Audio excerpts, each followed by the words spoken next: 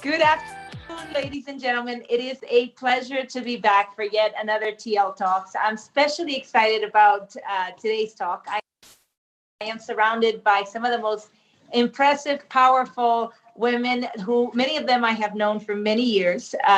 Others have been new acquaintance from this weird reality we're living, but it is a pleasure to be surrounded by such female power. So for those that are joining us for the first time, thank you so much. This has been an incredible journey. This is our 27th TL Talk. So I really appreciate if you're watching us live, if you're on a weekend walk, if you are having a cocktail during the week. Thank you for taking your time to watch us. If you're a travel agent, a travel advisor, an IC with a DMC, a hotel, or if you're not from the travel industry and you just stumbled upon this beautiful world that we live in, thank you again for joining us. For those that do not know me, my name is Lyra. I am the founder of TL Portfolio. We are a representation and PR agency with offices throughout North and South America with a team of 17 powerful women, each one with their local know-how in offices in Argentina, Chile, Brazil, Mexico, New York, and Los Angeles. The objective of our TL Talks has always been very straightforward. We created it to send out positive energy to our industry. It is something that I felt right at the beginning of the pandemic that we were really needing a channel that would give us a boost, that would somehow motivate and inspire our colleagues within the travel industry. And so we got a few friends together and we started these talks, and it's been a pleasure. We've, I don't know the exact number now, but we're over 50,000 views, which is just incredible. So again, thank you so much for joining us. I am Brazilian. I grew up in Mexico. I studied in Switzerland, and then I spent the rest of my career traveling around the world and having incredible, the opportunity to work with incredible hotels, such as the Ritz-Carlton in New York, the Four Seasons in Singapore, independent properties in Turks and Caicos. I worked with Hyatt in Paris, and so forth, before going back to Brazil, launching TL Portfolio in 2012. So I'm gonna go ahead and give a brief introduction to these incredible women. To start out, we have a lot in common. We all own leading sales and marketing representation companies with a deep understanding of our local markets, years and years of experience in luxury travel, and a fantastic portfolio of award-winning properties. So that goes, I'm happy to say that goes for all of us. We started this group at the beginning of the pandemic. We've been speaking on a weekly basis for months and months and months. We've gone through laughs and tears, and it's just phenomenal to be able to call each one of you a friend. And I'm honored to have you on our TL Talk. So I'll start with Jacqueline Campbell. Jacqueline is the owner of the Travel Collection. Scottish by heritage. She was born in a little town called Luanchia. Is that right? Did I do that okay? But she grew up in different parts of Africa. Jacqueline, for those that know her, will probably, when you think of her, hear her laugh, because it is just one of these things that is completely unique and impossible to replicate. She started working with hotels at the age of 18, and after 22 years, in 2001, she opened the Travel Collection, which is, like all of us, a luxury sales and marketing company representing five-star hotels, wellness resorts, luxury trains, cruise lines worldwide in 6 GCC countries. So Jacqueline, thank you so much for joining us. It's a pleasure to have you and your colorful lion with us. I'm excited. I'm excited to hear how the Middle East is doing. Thank you, Tina. Another dear friend, Astrid Oberhummer, who is the CEO of Lobster-Experience. She oversees the German-speaking markets and the CEE region. I have known Astrid for quite some time. It's somebody I admire greatly. Astrid was born in Austria. Her grandparents were the first to build a ski lift in, this is the problem with German-speaking names. I know. Oberhummer. How do I say that? That's very good, excellent. Oberhummer. I did pretty good, yeah, in Austria. I think what's so unique about Astrid is that she not only owns an incredible representation company, a PR agency, but she also started a world-class trade show called Loop. which I know the loopers are, as they're known, are very passionate about. It has been renowned and respected in the industry, and we're very much looking forward, Astrid, to when Loop is back. I know it's going to be able to come back with all the force and all the support from the industry. So thank you so much for joining us, Astrid. It's a huge pleasure to have you. Thank you, and I'm so much looking forward to having all of you personally at Loop in April. That's going to be a party highlight. Yes, a huge celebration. Absolutely. We have Maria Topolskaya. I hope that's right. Maria owns Top Signature and oversees as well an amazing representation company overseeing Russia and the CIS market. She was born in Moscow, and she chose the communication world since she was a child. Her first job, I thought this was cute, was as a piano teacher, teaching children. And she started representing with Top Signature 25 years ago. So what everybody here has is years of wisdom and experience, which I think says so much about what we're able to do and help our clients with. I also want to introduce you to Janine Glasspole from GP Associates. She's a benchmark in the UK, no doubt, and she started GP Associates 25 years ago. It was voted as London's best representation company in the UK by Aspire in 2019. Wow, congratulations, Janine. Again, an incredible company representing some of the best hotels around the world. Last but not least, Christine Galle Luckzak. Is that right? Luckzak? Yes. Christine is the owner of Heaven's Portfolio. She was born in France, but she spent the last 20 years in Asia. She launched Heaven's Portfolio in 2005 in Singapore, but for 15 years, Heaven's Portfolio has rapidly expanded to represent over 40 distinct luxury travel experiences across the globe and 15 offices. I always remember catching up with Christine in different trade shows and going, wow, I have 5. Then the next year I had 7. And she goes, I have 15. I thought, wow, am I ever going to get there? That's like unbelievable. So ladies, I am a fan of all of you. I think I'm so flattered that this is one of the amazing silver linings of the pandemic. One of the things I can see here is that it brought us all together. And I think that it's so special for us to be able to connect on a regular basis to share our local expertise. Last but not least, we have Jonica Paramor, who is the owner of Unique Tourism Collection, overseeing sales and marketing in Australia and New Zealand. Jonica opened the company in 1992, so she's been operating for quite a few years, representing, again, the most prestigious groups of luxury and boutique tourism products from around the world in the Australian and New Zealand markets.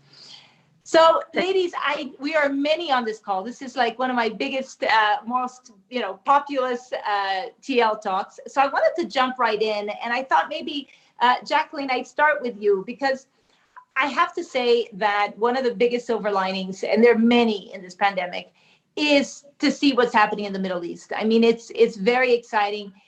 Peace in the Middle East is something that everybody around the world has been craving and dreaming of. And for so long, it seemed like it was mission impossible. And somehow, things kind of fell into place, and it feels like finally we're moving in the right direction. And I know I can only imagine all the changes that are coming, that are being brought about by this movement. And I wanted you to how are things there? Give us a little light of this silver lining. Thank you, Tina. Well, you're absolutely right in what you said. Change has been a word that in the last, I would say, probably 2 years has been very prevalent. Even during the pandemic, suddenly we got some great news with the signing of the peace treaty between Israel and United Arab Emirates. There's been a little bit of sensitivity to it. However, what brings it is great opportunities for trade, tourism between these two countries, which is so exciting. And also what's even more exciting is the fact that Bahrain has also joined it. So this peace movement is spreading throughout. And as I said to you, change has become quite sort of relevant. What's also very relevant today, which is very exciting, is the G20 summit is being held in Riyadh today in Saudi Arabia. And guess what? One of their three pillars that they are talking about is creating empowerment. And this empowerment is for youth and ladies. And we've definitely seen more change as well as far as ladies in the GCC region goes. We saw last year ladies can start driving. So that's been a huge coup. You see them all over now in Saudi Arabia, ladies being able to drive. The freedom of movement. So people have been able to, particularly ladies, we've seen them starting to travel to places that they couldn't have gone before. Safaris, starting to climb Everest, Machu Picchu, going to Northern Lights. And what's also really exciting, we're starting to see countries in the GCC region are understanding the relevance of having women in different high-level positions. We're seeing it in parliamentary. We're seeing in corporations suddenly vice presidents, CEO levels happening. But what really also during this pandemic period has given great joy is the first lady Emirati general manager of a hotel in Dubai. So this has all been wonderful, positive change.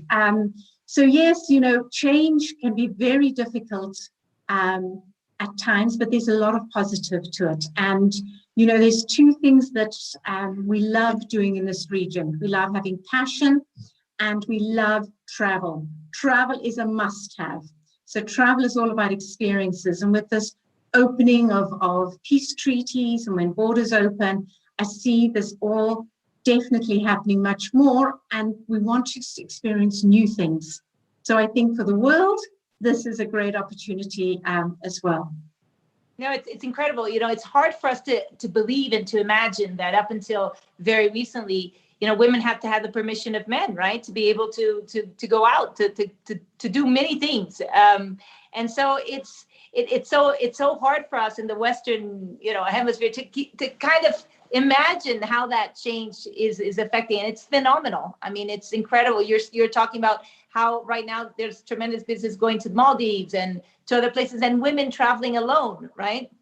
Absolutely. You know, this is the world is our oyster now. We're starting to realize that the usual places, we can go to Scandinavia. We can start seeing, you know, in the last 2 years, we see more travel going to Japan, which is fabulous. They all love the cherry blossoms over there.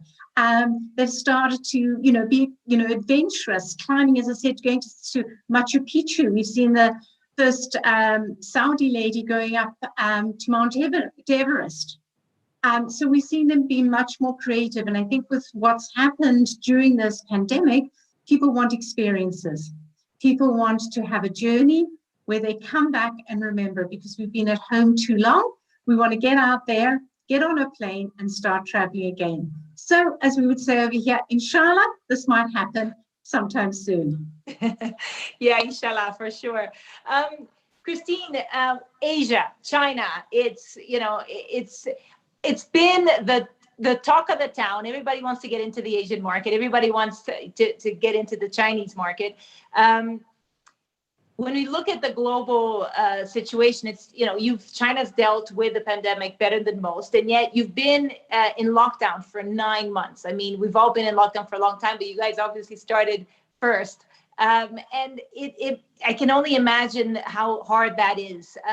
But on a more positive light, I hear there's also some very interesting developments, which I would love for you to share with us a little bit. You know, what is changing in how people are traveling? How do you see that impacting the future of how the Chinese travel? And what's new in China? What can you give us a little bit of an insider's view? Yeah, well, China, as you can imagine, 9 months with billions of people in lockdown. And billions of people dreaming of traveling. And so they have done a lot of research. They've done a lot of, you know, established their own bucket list for travel. And this is something that is going to be very important for when the borders start to open again.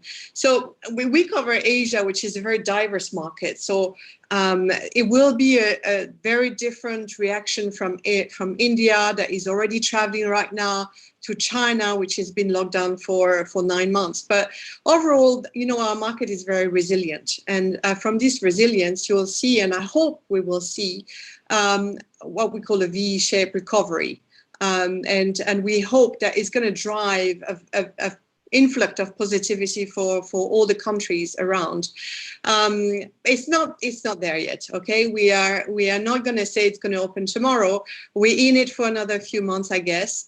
But the one sure thing that happened during this pandemic is a massive acceleration in technology. And one want to perhaps think about investing or looking into how to talk to the Chinese market in a more modern way, with all the latest technology available right now to reach out to this market. So this is one very important point. The other thing is our number. We had an outbound of about 200 million outbound travelers so far predicted. And this is 200 potential million clients going out when the borders open, because I can tell you they're very much alive. They're traveling domestically. Domestic market is booming. We have a very strong numbers from destinations within China. So I believe, this is something that is going to be very important. Now, the thing that is also going to be important is to know the market, to know how to talk to these clients, know how to handle them, know the different segments from the millennial to the more conservative travelers. There will be a need for operators to really take the time. Like, imagine it's a blank canvas. You are going to have to paint travel tomorrow. And you've got to have to take in consideration all the many small countries around China that you never explored before, emerging countries. So it's not only about the big China, it's about all these small bubbles that are being established right now that we never thought about before. And that could possibly be a diversification for you when you paint your painting for the future of travel. So I think know-how, understand the market, the habits, the behavior. We've got very interesting traditions in China and in India too. So it's important to perhaps take the time that we have on hand right now to learn and to really go deep into the traditions and how to do business in these markets. So that's my take on the market right now. But we're all positive, and we hope that the world is ready to also embrace diversity. For sure. I think you touched upon some very, very important topics. Technology, we're all, we kind of like suddenly live in the digital world, and we did live on Zoom and on different platforms. And I think you mentioned earlier that the consolidators are really developing that technology. And it's become very clear that China, just the way that you guys, you kind of know where everybody is and how you control that situation, is already fundamentally so much further than so many other countries that are trying to deal with this situation. So, and diversity for sure is a topic that we talk very, very often on these NRTL talks. And I think another thing you also mentioned earlier, which I think people need to be aware of, if anybody is interested in joining any and speaking to any market, I can't stress how important it is to make sure that you have images of those people so that they can see themselves, right? And I think that's something that people are becoming more and more aware. If you want the Asians to see themselves in your region, in your destination, in your hotel, make sure that you place images of them there. I think that's such an easy fix, which very often slips people's minds. Yeah, language too. It's a very strong one for us. Language. No, you mentioned how websites, right? Yeah, Chinese is predominant. I mean, you've got to perhaps look into speaking a bit of Chinese to elevate the experience. And the travelers in China have matured a lot. So they're not only the superficial clicking pictures at the Eiffel Tower. They're really going into now Bordeaux, discovering wineries. They go to out of the beaten track. They're adventure driven. So it's really something to also remember. They're ready for more than the usual route. Yeah, No, and we can't wait for all the borders to, open so that we can, see each other and do all those trips you're mentioning. Astrid, I wanted to jump over to you. And when I think about, the German market in my past, having worked in that, selling my hotels where I've worked in that region, it's typically been a very traditional, I call it traditional, but it's kind of built around brochures, and the communication of it is kind of a little bit more organized and disciplined in the steps you take when you do the sales process. What movement have you seen take place, and how do you think that that's going to affect the future of travel? Do you think there's going to be some movement in that traditional approach? Yeah, absolutely. It's actually exciting, I have to say. A country that prints so many brochures. I think no other country in the world prints so many brochures. We kill so many trees, and it's really actually not a good thing at all. So we are going into a new phase, because when you're in pain, you have to change yourself. And now what is happening is that, the Germans are very security driven, and they would like to book through tour operators a lot, and this is changing now. Not the client is changing, but the travel agency is changing.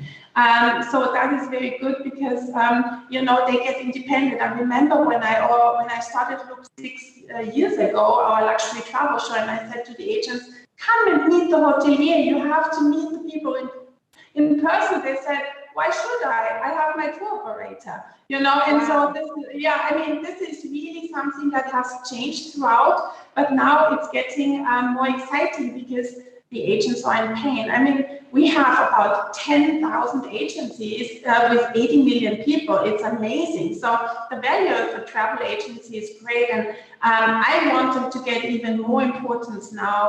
We help them because we try to help them throughout the lockdown, because when we did the first Zoom calls, some agents talking about technology, they either didn't have a headset, they didn't have a camera. It's really, we are not there where we should be. I mean, you see this in the schooling as well, homeschooling, etc. No one was prepared for that. So we have a great chance.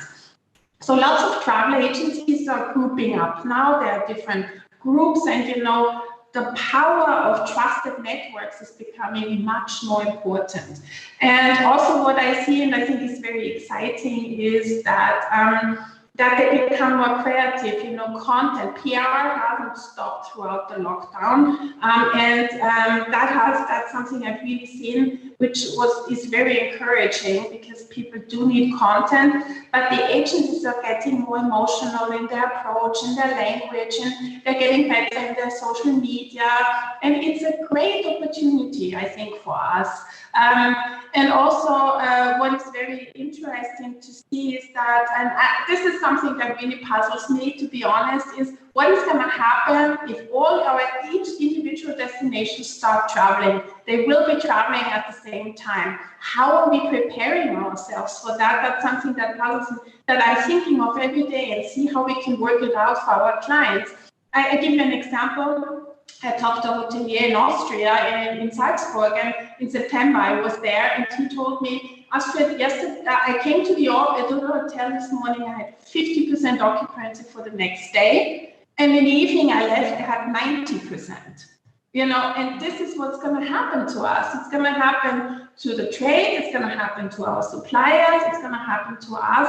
How are we going to capture in a very, very good way, and how are we going to bring our message forward? And we need to do our homework now. And I think our agencies, especially, I can speak from the German market, speaking markets, but it's definitely probably going to be worldwide. But we have to be sure that we know the entire world. We have specialists in the German-speaking market, but not like in the UK. I mean, UK has a lot of spa tour operators, wellness tour operators. We don't. We have two, maybe. We don't have the golf specialists like everywhere. We have Indian Ocean and Africa, but there's so much more. And I think this is the time to be prepared. Just to give you another example, we also look after the Central Eastern European markets, as you have mentioned, the 15 countries. And these guys are just amazing as well, but they are working in a different way. You know, they don't care if they book through a tour operator, D2C, or direct. They just want to travel, and they're so loyal as well. So this was a market before the pandemic, which was the biggest growing one in Europe, which is going to come back. So this is our marketplace where we deal with, and it's very, very exciting, of course, painful for many at the moment. And yeah, I think our role at the moment is to help, to assist them, to give them hope, just like you do, Tina, with your talks, and like all of us here. And yeah, let's just keep on going. Yeah, no, and you touched upon, trying to get to know more of the world. I think this pandemic is also, because of these corridors, it's kind of pushing people to destinations that maybe weren't the main destinations. And we see that, the border between Brazil and the United States being closed. And, it's a big destination for Brazilians. And so in order for them to go, they have to quarantine somewhere else that's open. And so, Mexico was never a big destination for Brazilians. And suddenly, they're getting so many Brazilians spending 14 days in Mexico to get into the US. And so that kind of changes the movement, and it gets people to explore new destinations, and it gets, the players in travel to kind of look at new markets and reconsider who the main avenues are, because it's very likely that there's going to be a shift. The obvious players might be traveling a little differently. And I think, Janine, you're looking at the UK, you've had, not only the quarantine, but you've had this very, very strict entry of having to stay in quarantine. And very recently, there's been a new safe list. And I'm not sure how much that's going to change, but it was interesting to look at the names of the countries that were part of that same list. And suddenly, out of the nowhere, for me, it was like Chile. And it's like, for a small little country in the middle of all of Latin America, it's like, oh, lucky them, and how what's going to happen from there. So how are things in the UK? Give us a little light. Sure. No, you're absolutely right, Tina. Well, the pandemic has given people the chance to rethink how we travel. And with that has come the opportunity to change. And now that the restrictions are being lifted a little bit and people are starting to travel again, it's definitely more thoughtful and meaningful and making a shift to travel better. But here in the UK, health really is the new wealth, and 60 is the new 40. And never has this generation ever been fitter and healthier than before. And there's been a tremendous shift in people's consciousness towards health and wellness.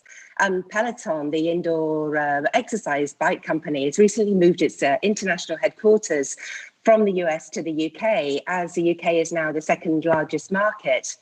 And this age group have got the highest level of disposable income. And the UK is a centre for wealth, so not just for UK citizens, but for others too, for Russians and Indians and Chinese and Americans, all who have set up home here in the UK. So we're a melting pot of wonderful countries.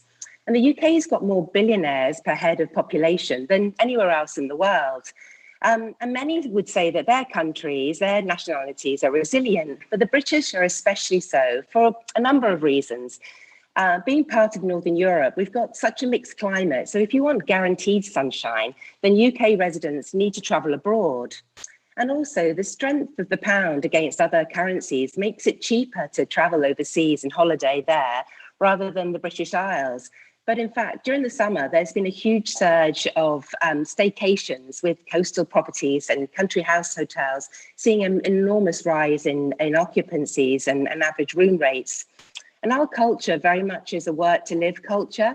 Compared with other countries like the US, UK residents actually get more time off work. So we get up to six weeks a year.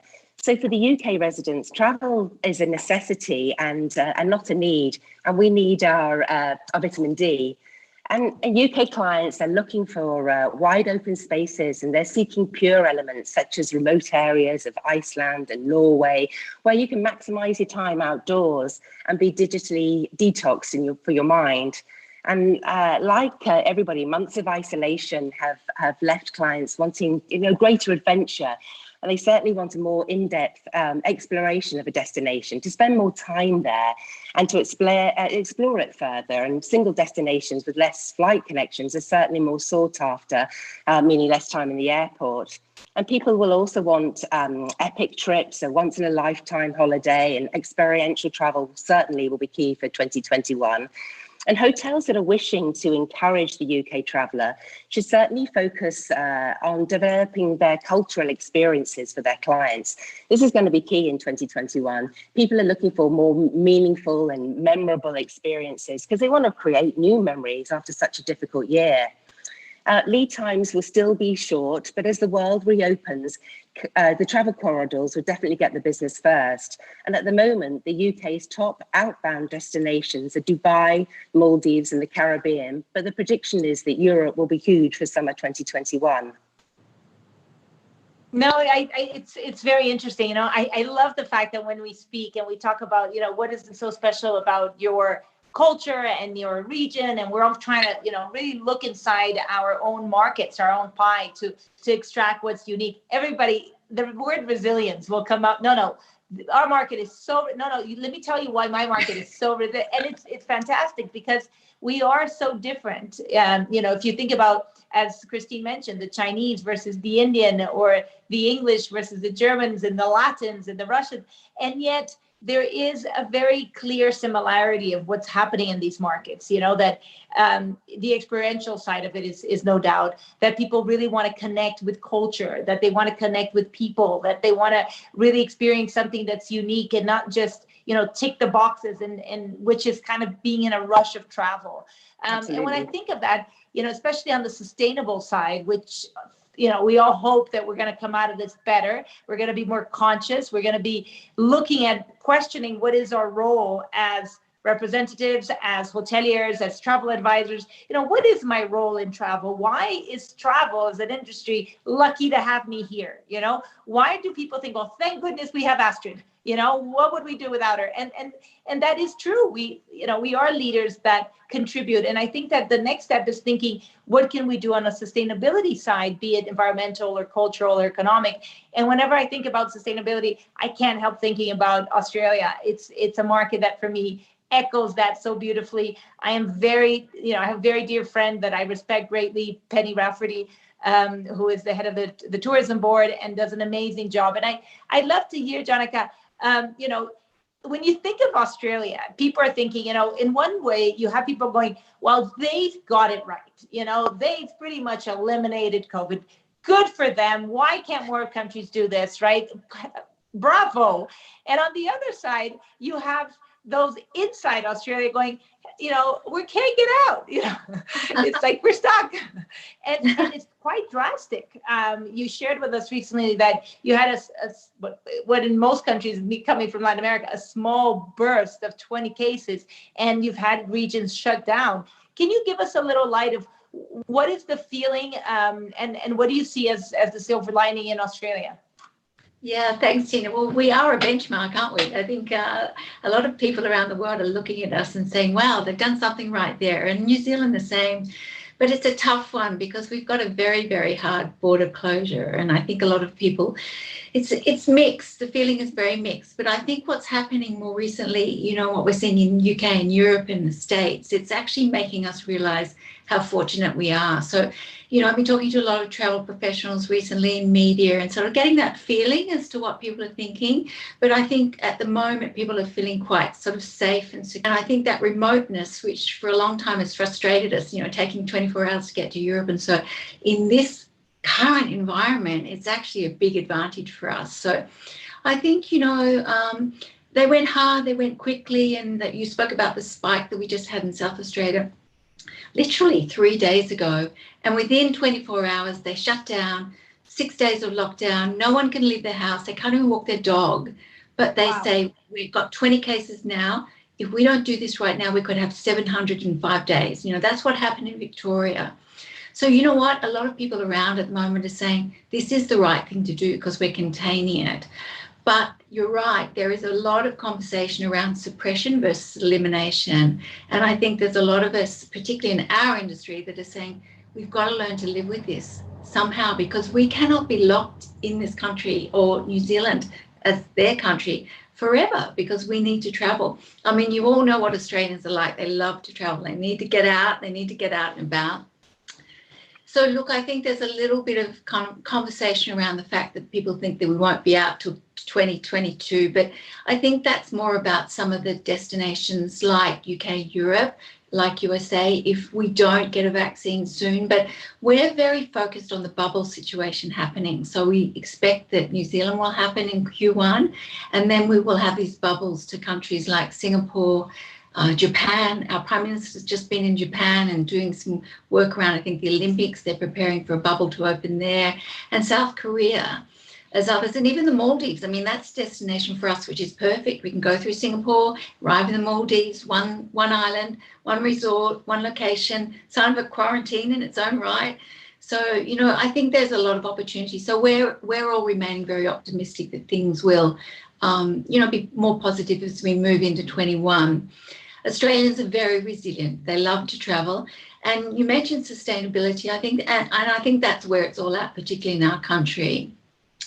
And I think if you think about it, people are going to seek that kind of really more meaningful experience, like Janine just said, and they're looking for that connection with community, that cultural, those sorts of experiences. So at the moment, Australians are getting to know their own country on that level, but they're also, you know, when people are coming into our country, that's what they're going to look for. They're looking for that space. If you can imagine, we've got this a country the size of the US with only 25 million people. So once we do open those borders, I think a lot of people are going to want to come to Australia because of for those very reasons. And, you know, they're not going to want to come just for looking for, you know, didgeridoo dancing and, you know, you've got sort of dot painting. They're going to come for really more meaningful experiences where they can look and give back to community. It's all about what can I give back? It's what can I value? You know, it's an added value experience. So I think that's what's going to really be the driver for the Australian market and for people coming into Australia and New Zealand in the future.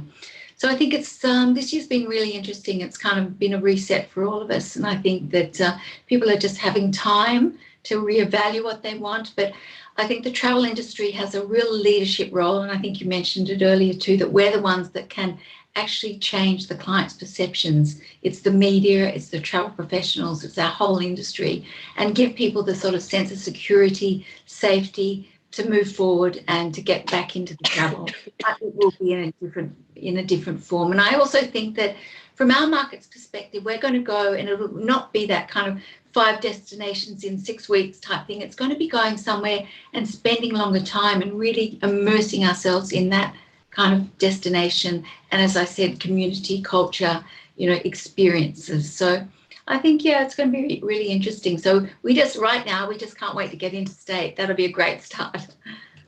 No, and I have to say, I've been speaking to, as all of us have, with you know, hoteliers and destinations all over the world. And it's funny because, you know, depending who you speak to, they're like, oh, you know, we really miss the Australians, or, you know, we really miss Europeans. And we thrive on each other, you know, we rely on each other. We're an ecosystem, you know, we need each other for the wheel to spin. So I'm sure everybody is very much looking forward to having Australia open. And what you said about the environment and sustainability, I can't stress it enough. And I think, you know, Christine mentioned a little bit about education as well and learning about your markets. And I'm in Mexico at the moment, and we're doing our first series of what we call the TL Think Tank. And we had this week, you know, a gathering with a number of travel advisors, which in itself was super exciting. You know, everybody with their masks on, but just being able to be in the same space and exchange ideas. And one of the things that was talked about is the importance of the travel advisor educating their client on which properties are environmental, you know, properties are sustainable, which properties invest in the community. And I think that role of the travel advisor, which is more and more needed, it's become very, very clear that people, you know, it's almost like, oh my God, you're mad to go on your own out there. You know, it's you never know what can happen. And yeah, it's going to be things change. And so the travel advisor is so important right now. And I think the added role of them thinking, wow, you know, I'm also here to educate my clients, the traveler, on making sure they make the right choice. right? And so all of that exchange of information and making sure that all of us request and demand that that the providers are environmental and are sustainable. Maria, I want to dive into Russia. Russia is, again, it's a bit of an enigma for everybody. You know, you're always thinking, what's happening in Russia, really? You know, and I can't stress enough the beauty and the importance of having a local expert. You know, and I think this is another silver lining that's come out of this pandemic. If you're traveling around the world, having a local destination management company that knows the region, that can really assist you, and having access to you to say, Maria, tell us about Russia. What should we know about Russia? And I wanted to make you a very broad question so that you can kind of paint a picture, because we're never really sure what's going on. This is true, Tina. Actually, Russian people are very strong, and our generation, who has been living here for 20, 30 years, actually, are used to economic and political crisis and instability, and Russians are able to adapt all kind of situations, to quite fast, And actually, the situation with coronavirus in 2020 is not dramatic comparing to another country in the globe. Actually, we adapted and found new wave to solving travel problems.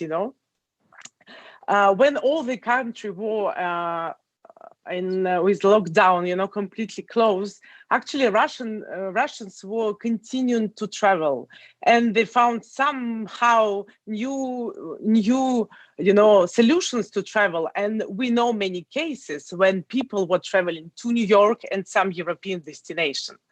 And we were discovering this kind of information every day, and every day we would like, how it is possible.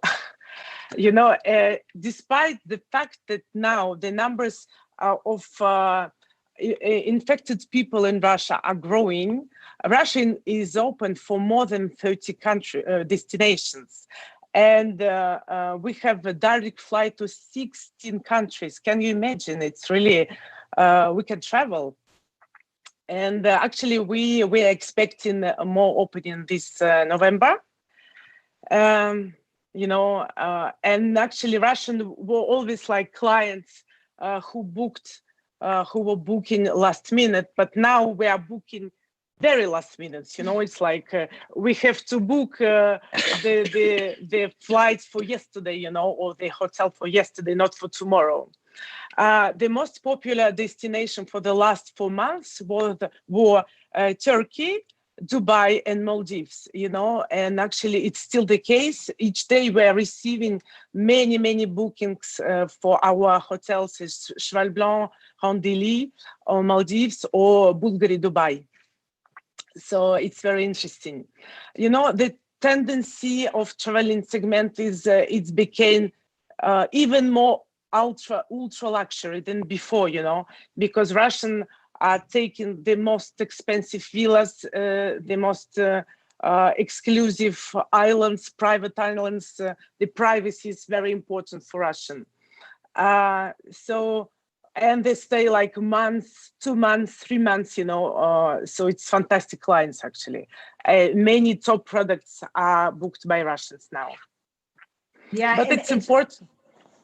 Yes. Sorry, go ahead. It's just interesting. Maldives seems to be the winner of this pandemic. Everybody is selling the Maldives, and it's funny. You think about, at the beginning of this, who would be which destinations would come out of this with so much demand? I have to admit, I didn't think it would be Maldives, and I'm thrilled to see that it's become like a safe haven, right? I see Russia as well. Exactly. I was thinking about Maldives, actually, when we were predicting, the first destinations, because it's private. It's, you are always separated from other people, which is very appreciated in this moment with COVID situation. But, in Russia, COVID crisis, actually, it's like, for us, it's another difficult situation in our dynamic life. We prefer to live here and right now, because we don't know what the future is preserving for us. Actually, it's really unpredictable.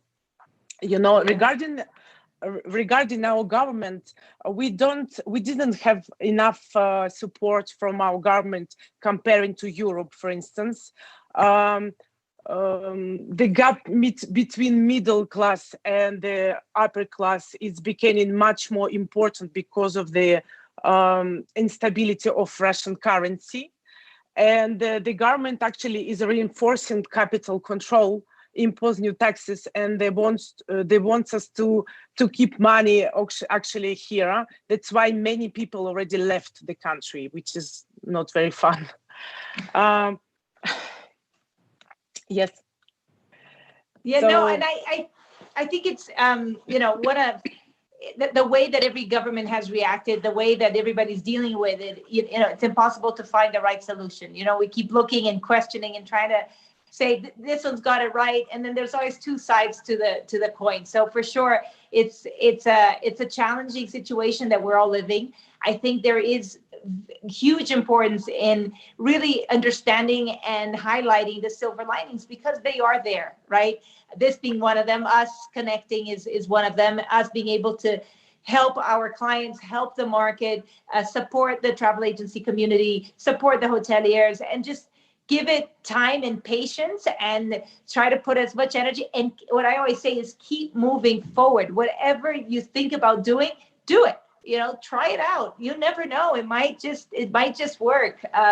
This think tank that we did with so much caution. You know, it's nobody could take their masks off. You know, we can't, no physical contact, you know, so it felt very funny because you're meeting with friends and they think, no, now it's okay, right? It's like, no, it's not okay. You must, you know, we have to keep those rules and guidelines to protect each other. But hey, let's celebrate the fact that we're together. That's already like a huge plus, right? I wanted to ask, I'm going to ask a question to Christine, because we sit here on the panel, you know, Meet Reps Unite, and it is, as we're all sitting here, an opportunity for us to unite and exchange. But I want maybe, Christine, what is it to you? What is Reps Unite? Well, Reps Unite is really an analysis of the most creative, the most innovative, the most knowledgeable ladies on each of these markets that we just went through. And I think the pandemic has also accelerated collaboration. And we realized as human, and you're talking about resilience, I think we're resilient because we're all human and we know life is very short and we need to make the best of it, or we need to ensure that we're protecting it and we're going forward, as you said. So I think Reps Unite is really, it came up with the fact that it wasn't easy at the very beginning when we saw all of this collapsing, all our hotels closing. We felt it really deep in our bones, you know. So because our companies are babies, you know, we built all these companies from scratch. They're part of our life. It's not an investment, or we're not thinking about it as a money making, we're going to be billionaires. We're really passionate about it. We love what we do. We care for our clients. And really, I think the DNA of Reps Unite is uniting all of this passion for what we do, for our companies, and help each other. Help each other in the smallest way. It could be, hey, this is what I've been doing in China, and oh, how about you in Brazil? And, you know, sharing ideas, sharing, you know, systems perhaps that, you know, we can utilize, reports that we can share with, you know, market reports, insight from our market. So it was really, you know, I think Reps Unite is really here to support first each other, and also to perhaps bring some solutions for hoteliers who have not been in China, or who don't have enough support in South America, and perhaps bring a cohesive solution at a better in a better way, and unite our forces. That's my take on Reps Unite. Maybe you know, you girls have other ideas, but this was really the meaning of our alliances. I agree. Does anybody want to add anything? I have to say that during this past few months, it has been to me a source of inspiration. Very often people think, gosh, Tina, you're doing something else, and you're always, where do you get all these ideas? And I have to say, Reps Unite is one of the places that inspires me. Our exchange of what's been working in your market and what have you done in your market, and connecting and speaking to each other is so important. And just, whenever I speak, it's like, I don't know what to do. Then call someone, just get ideas. I know Astrid has been a tremendous inspiration with everything she's done, with Loop, and it keeps us moving. Yeah, thank you. Yeah. Yeah. It's important because it's in our industry. We know we have a big network. We know a lot of people, and Reps Unite is not a gossip platform. We don't gossip. We really don't have the time for that. We are busy entrepreneur. We have team behind us. We're carrying these people with us, and we're loyal. And it's really the point of it is really to move forward, find ideas, and motivate each other and coping with this pandemic, which is quite a long crisis.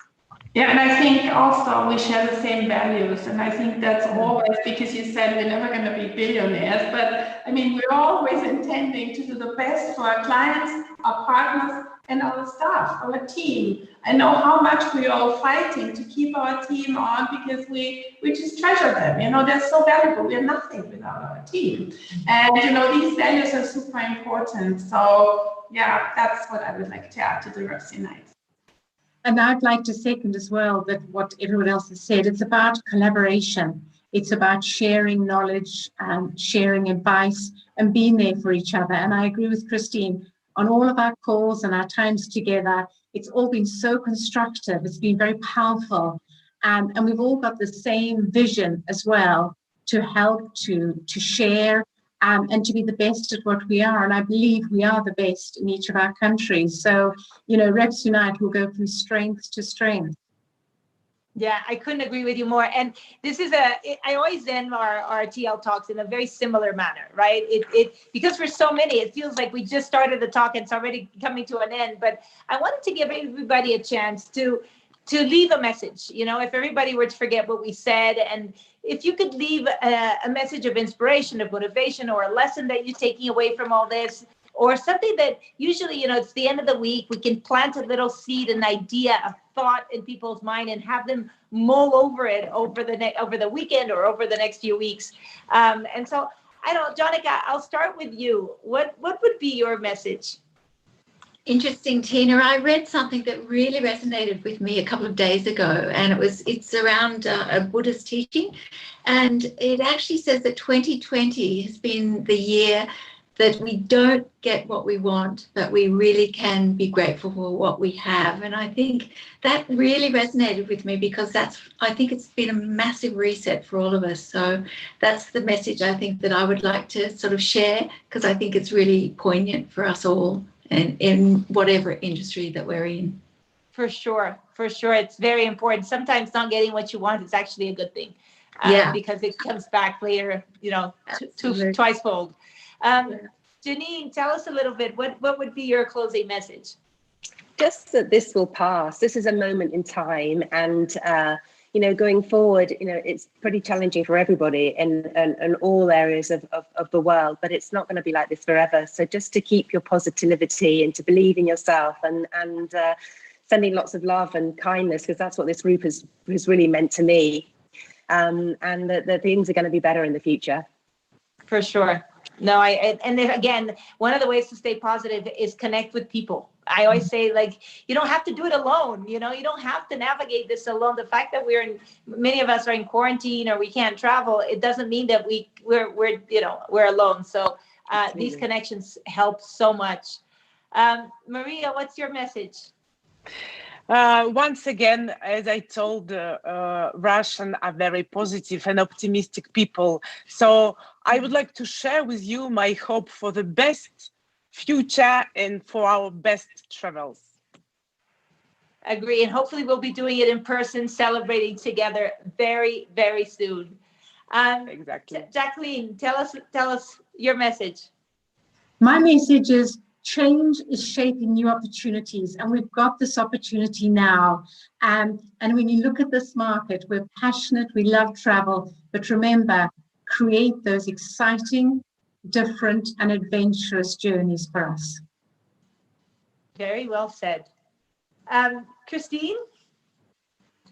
Yeah, well, every Monday I have a call with my team, which is scattered across the whole of Asia. And I start my call by giving them a little sentence or word. And one that really stuck with them was let go of the past. Let go of the past because this pandemic, the post-pandemic world will not be business as usual. The changes are too deep. Be agile, okay, and be prepared. So you have all this time on your hand, have that blank canvas, try to paint the future of travel, but be prepared. Take the time to really think through it. Technology is one, and my market for sure. But this is a unique opportunity. I think about our world before pandemic. We were traveling, we were going from exhibition to road shows, and it was chaos. So some months I would spend 2 nights at home.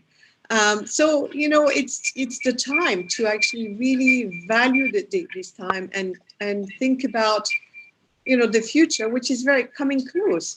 Think about the border when the borders open. It's gonna go very fast. So make sure that you're ready. Know your market. Do your research. Be prepared. And I think it will pass. It'll be fine. We just have to be ready. That's very, very wise and very true, to let go of the past and realize it's going to be different. That is really, really important for everyone. Take care of your health, because without it, you have nothing. So health is paramount. You've got to take care of your health. Whatever you do, if it's, change your eating habits, do a bit more activities and sports, go for it, because you have the time. So this is really important. And, think about your community. In our company, we started to give back to people in our environment, in our community. And I think it's really important that we also think we are privileged. We are suffering. We're having a hard time to go through this crisis, but we are privileged. So we need to think about those who don't have these privileges. So that's my message.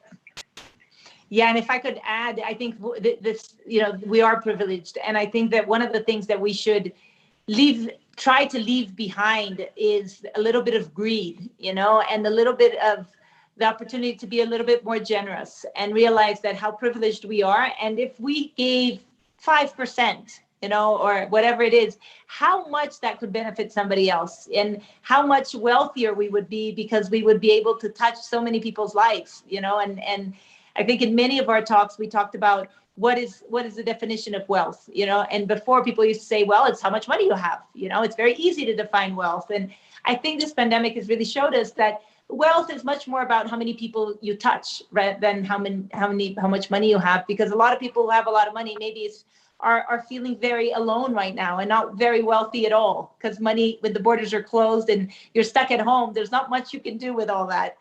Whereas those that have really touched upon people are surrounded by love and companionship and so forth. And at the end of the day, I think there's so much power to that.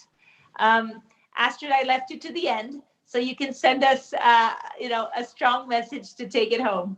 Absolutely. Well, I am thankful. I'm humble. At the same time, I'm super excited. I'm thankful and humble because if I just look back at the last couple of months, what has happened to all of us and how the market reacts, I just give you an example. In March, 5 days before Loop, it was cancelled. We canceled it again this November, and you know what? 95% of all the partners said, Astrid, no problem, then we'll come in 2021.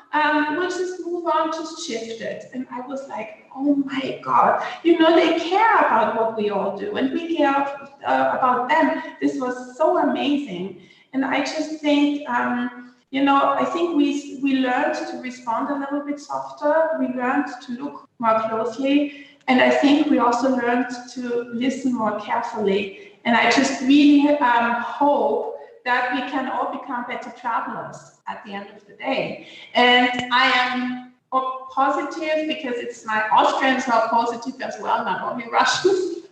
And I'm positive, and I think it's an amazing opportunity we all have to become better travelers at the same time, but still be in business and do an amazing job for all of us. So thank you. That's my message. No, it's beautiful. I wanted to add, I doing these think tanks, we've been doing some research, and I stumbled upon a quote and an idea more than anything that I thought was very, very interesting. And it says, it talks about this being the moment to transform problems to be solved to problems that solve us. And that to me was so powerful because we've been so busy trying to solve problems. And suddenly we have an opportunity to really solve us, be faced with a problem that's actually going to solve us, it's going to save us, that's going to make us better, that's going to make us, more conscious, that suddenly you're going through this squish, this huge, massive problem that we're all dealing with, but actually we're coming out of it better, and I'm not undermining the issues, the suffering, the loss of jobs, the lives. I mean, it's, there's no words to describe that, but there is an opportunity here for us to really extract the best of us and of humankind. And I think it's so beautiful to be more connected, more collaboration, less competition, So I wanted, on that note, to thank all of you. I know it's late for some of you. And I have to mention this, some of us are celebrating birthdays today and are making an effort, Jonica, to be with us. So thank you so much for making the time, from your families, from staying up late, from waking up early. It means the world to us. And I think we've sent out some very positive and important messages for those who are questioning what's happening around the world. And if you have a doubt, these are the women that you can call upon. We'll help you navigate and learn a little bit more about those regions. So ladies, here's a big kiss. Have a great weekend. Thank you. Thank you. Thank you. Bye. Bye. Bye. Bye. Thank you. Women in leadership, still the road less traveled.